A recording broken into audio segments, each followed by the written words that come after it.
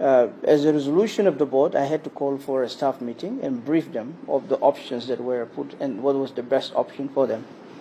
It is natural reaction that our country is going through a difficult time economically, and of course NALPET staff somehow are more fortunate than the rest of the country. This is the first month they're actually going to get half a salary. But over the last 15 months, they've been getting salary on time at 100%, when the civil servants in other institutions were not even getting their salaries for the last 8 months. So it was a very informative decision, and was also a decision that makes sure that everyone is not losing his or her job. But generally, that was the best option for now. Of course, if the situation continues to go the way it is, other options will also, will have to come in. We're all affected by geopolitical issues related to oil. So, and a good example is the conflict in Sudan has directly impacted us.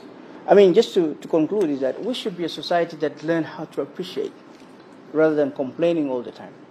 We've developed a very bad culture of not appreciating all the little that you get, and started blaming the whole world for whatever is going on. But we must accept the responsibility that things can go wrong, and it takes time for things to get corrected. The economic challenge is not even, is not only in South Sudan alone. It's a global issue. And if it's a global issue, then as a country, we have to find a way of how to address it. And NALPET is trying to find a way of how to address within my scope to make sure that staff are getting their salary on time. It is actually a directive from the board of directors as the best option among the 3 options presented to the board, as a result of internal detailed review of the budget, even revising the budget and projections and all of that, and what is so realistic figure that we can sustain. So that was not my decision. It was management decision presented to the board of directors, and the board of directors looked at the 3 options, and the best option is what we've just chosen, cutting salaries by 50%. Then observe the situation over time. If it improves, we reinstate the salary.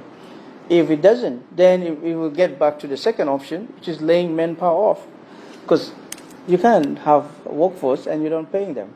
So obviously you'll be subjected to look at who is really effective, who is not effective, who is needed, who is not needed. But that is at a later stage, at the worst case scenario. But right now we're still at the best case scenario.